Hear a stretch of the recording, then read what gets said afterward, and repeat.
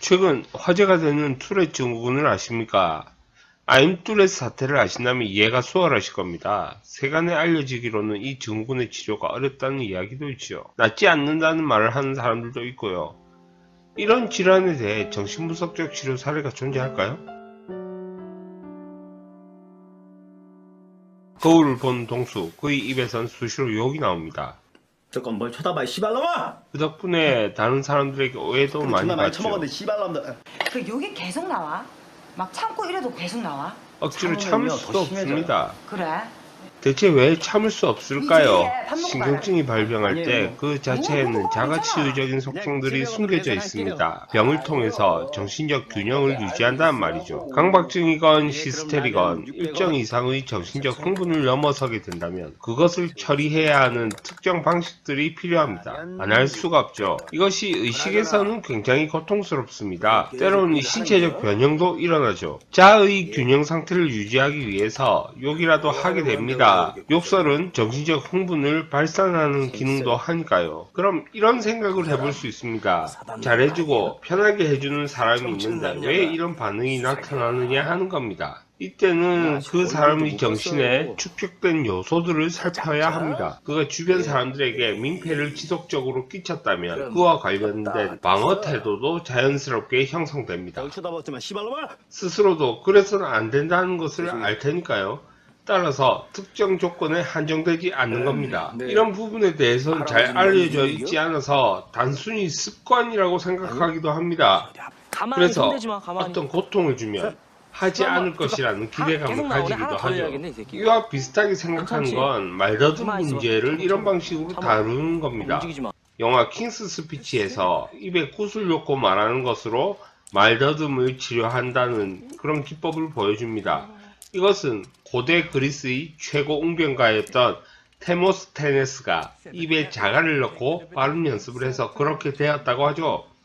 거기서 아이디어를 따온 것이지 실제 말더듬에는 그렇게 효과가 없습니다. 예리는 과거 사건 때문에 사람을 만나고 싶어 하지 않습니다.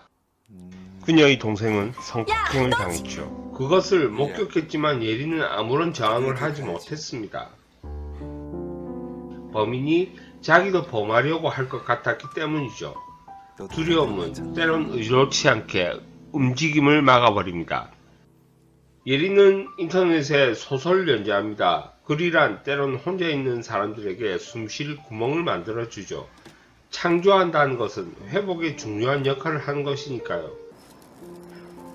동수는 예리에게 정해진 때에 맞춰 장을 봐줍니다. 처음 두 사람은 특별히 말하지 못했습니다. 자기 목소리로 말을 할 수가 없었죠.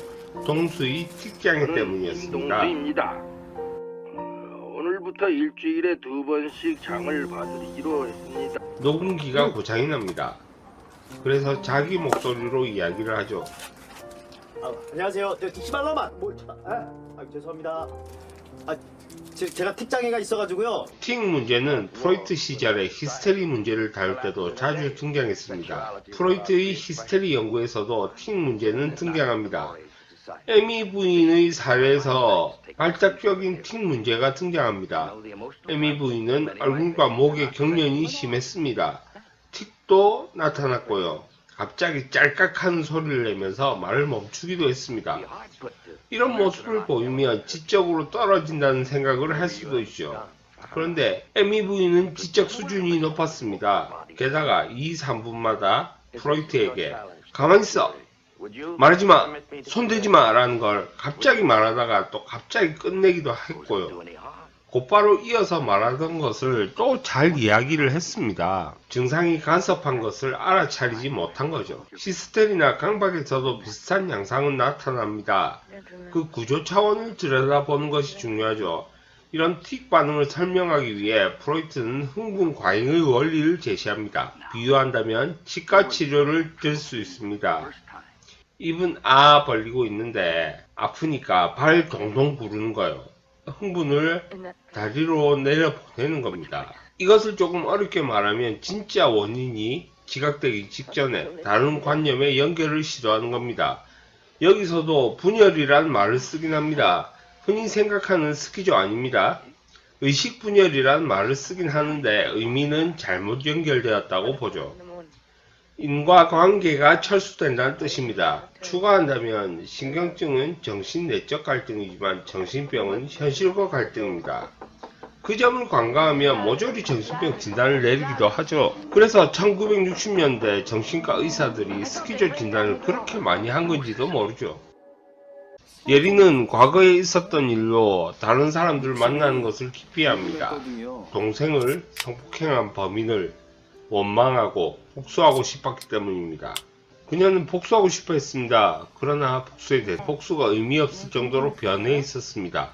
용서할 수는 없었습니다. 그러나 그는 이미 고통스럽게 살아가고 있었죠. 그 이후 예리는 동수에게 조금씩 마음을 여는 것 같습니다. 그리고 동수에게 물어보죠. 물 없는 바다에 대해서요. 물 없는 바다를 본 적 있냐는 질문을 듣는다면 우리는 어떤 답변을 할 수 있을까요? 술이 마시고 싶어서요. 질문을 하면 거기에 대한 답을 해주는 사람이 있어야 합니다. 예리는 언제나 그 질문을 품고 있었지만 그것을 설명해 줄 수 있는 사람은 아무도 없었죠. 사람도 안 만났고요. 사랑이란 질문에 답해 줄 수 있는 사람이 사랑할 기회도 얻는 것이 되겠죠. 그 답을 하는 과정에서 그의 틱도 많이 완화되었을 겁니다. 그만큼의 흥분이 처리되었기 때문이죠. 그리고 이 영화에서 할아버지가 어린 동수에게 꽃에 대해서 가르치는 모습이 나옵니다. 꽃도 시든 꽃도 똑같은 꽃이라는 이야기입니다. 개인적으로 이 장면을 무척 감명 깊게 봤습니다. 제가 받아들이기에 너는 남과 다르지 않다는 의미로 여겨졌습니다. 투렛 증후군이든 그 어떤 신경증에 시달리더라도 특별하지 않다는 것은 무척 중요합니다. 신경증에 시달리는 분들과 이야기를 하다 보면 자신의 병을 무척 특별하게 생각하는 사람들이 있습니다. 병을 특별하게 생각한다는 건 그 자체로 회복 가능성을 떨어뜨리고 병을 받아들이려는 태도를 형성할 수 있습니다. 극중 동수도 신경증에 시달리는 사람들의 특징을 보여줍니다. 남을 배려하고 소중한 사람들을 지키려고 하죠. 우리는 한 가지 착각을 하는데요. 신경증에 시달리는 것은 그 사람이 이상하기 때문이 아닙니다. 오히려 인성 좋은 사람들이 많습니다. 착하고요. 자해를 한다고 쳐도 그 사람이 악한 경우가 드뭅니다. 본인은 그렇게 생각 안 할 거예요. 자기 나쁜 사람이라고 생각하겠죠. 자기 증상을 특별하게 만들기 위해서 그런 생각을 합니다. 우리는 신경증에 시달리는 사람들을 일반화하려는 태도들을 좀 가지고 있습니다. 그런 태도는 그 어떤 도움도 줄 수가 없습니다. 두 사람은 이제 만나게 됩니다. 물 없는 바다를 보기 위해서죠. 예리는 물 없는 바다에 대한 질문을 동수에게 던졌고 이제 그 답을 할 시간입니다. 긴장도 많이 되겠죠. 따라서 틱도 발작적으로 등장합니다.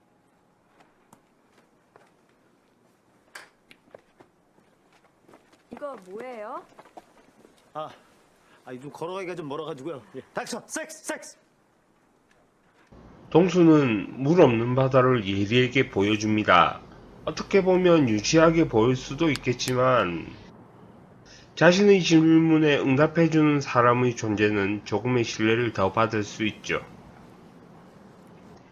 이제 두 사람은 조금 더 가까워지고 조금 더 믿음을 가질 수 있습니다. 신뢰라는 열쇠가 생기면 신경증이라는 감옥에서 탈출할 수 있는 법이죠.